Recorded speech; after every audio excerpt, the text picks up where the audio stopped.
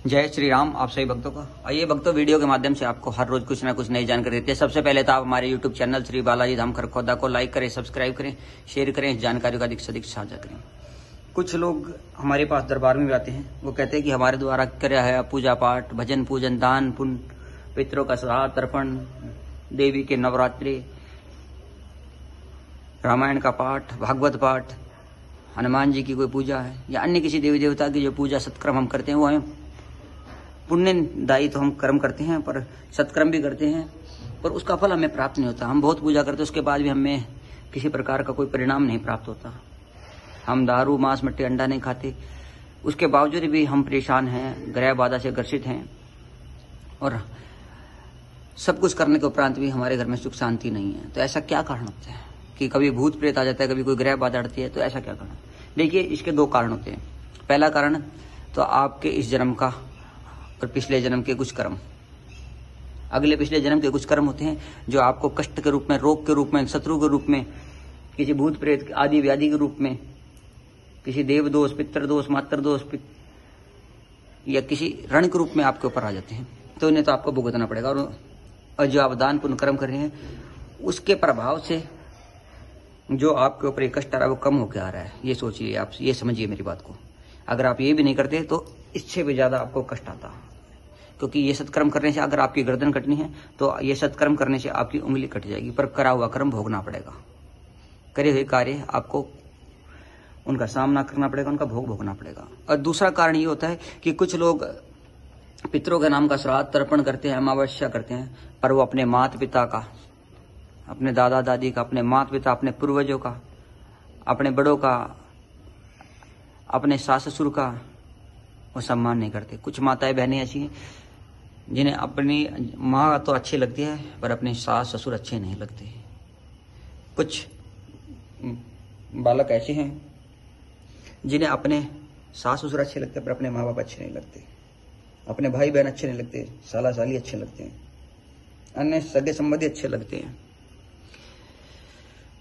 मेरा कहने का ये उद्देश्य नहीं है कि मैं किसी रिश्ते को बदनाम कर रहा हूँ या मैं किसी की बुराई कर रहा हूँ। मैं आपको बता रहा हूँ, जो इस जीवन में अपने माता पिता का सम्मान नहीं करता, अपने गुरु का सम्मान नहीं करता, अपने माता पिता का आदर सत्कार नहीं करता, अपने माता पिता को जिंदगी उनका भोजन प्रदान नहीं करता, उनकी सेवा नहीं करता, उनके किसी प्रकार से सुख दुख, हारी बीमारी में, किसी रोग कष्ट में, किसी बुरे समय में उनकी मदद नहीं करता, उनका साथ नहीं देता, तो वो चाहे अपने पितरों का श्राद्ध करे, तर्पण करे, पिंडदान करे, पितरों का पाठ कराए, गायत्री जप कराए, चाहे वो खुद भी भागवत करे, चाहे कराए, चाहे कोई भी सत्कर्म करे, चाहे देव आराधना अर्चना कुछ भी करे, उसे वो फल प्राप्त नहीं होगा। क्योंकि देव कृपा भी उन्हें प्राप्त होती है जो सच्चे मन, सच्ची आस्था, सच्चे भाव से सत्कर्म करते हैं। और सबसे पहले जो अपने माता पिता, अपने गुरुजन, अपने बड़ों का आदर सत्कार करते हैं। ये जीवन में याद रखिएगा, जैसा आप कर्म करेंगे वैसा आप फल प्राप्त करेंगे। करा कर्म भोगे सरे, करा हुआ कर्म भोगना ही पड़ता है। जब अपने आप जिंदे माता पिता का आदर सम्मान नहीं करते, उन्हें भोजन नहीं देते, उनके बुरी समय में, हारी बीमारी में, किसी रोग के समय में, किसी कष्ट के समय में उनका साथ नहीं देते आप, और मरने के बाद उनके नाम का श्राद्ध तर्पण पिंडदान आप करते हैं, किस वजह से करते हैं? आप डर के मारे, किसी के कहने से कि वो भूत प्रेत योनि में आपको तंग करेंगे।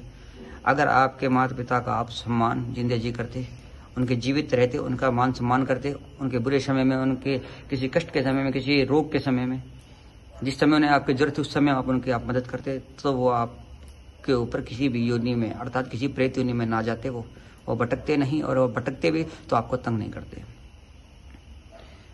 आप अपने माता पिता, अपने गुरुजनों का सम्मान ना करें, अपने परिवार का पालन पोषण ना करते हैं, और उसके अलावा पालन पोषण नहीं करते और भगवान का भजन पूजन करते हैं, तो भगवान ये नहीं कहता कि आप अपने माता पिता का सम्मान नहीं करोगे, अपने गुरुजनों का सम्मान नहीं करोगे, अपने परिवार का, अपने बच्चों का लालन पोषण नहीं करोगे और मेरी भक्ति करोगे तो मैं आपको पार उतार दूंगा। बिल्कुल भी नहीं, आप पार उतरेंगे। पहले अपने माता पिता, अपने गुरुजनों का सम्मान करें, अपने परिवार का लालन पोषण करें, उसके उपरांत आप जो भी भजन पूजन, दान पुण्य, व्रत करेंगे उसका फल आपको प्राप्त होगा। अन्यथा आप चाहे व्रत रखें, चाहे दान पुण्य करें, चाहे भजन पूजन करें, चाहे कोई सत्कर्म करे, उसका परिणाम आपको नहीं होगा।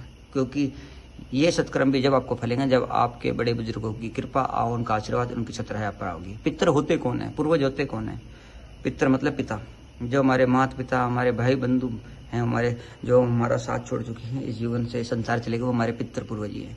और उनकी कृपा जब भी हम पे आएगी अगर वो जिंदे जी हमने उनका मान सम्मान कराया तो मृत्यु के उपरांत उनका आशीर्वाद हम पर बना रहेगा।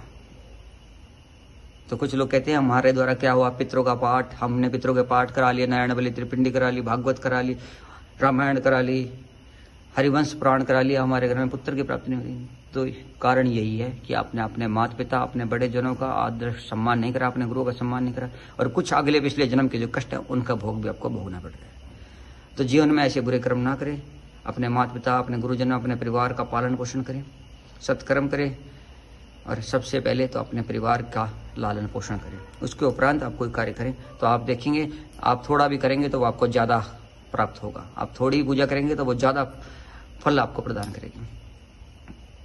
क्योंकि जिसने अपने माता पिता, अपने गुरुओं का, अपने परिवार का लालन पोषण नहीं करा, उनका आदर सम्मान सत्कार नहीं करा, वो इस जीवन में कुछ भी कर ले उसको फल की प्राप्ति नहीं होती।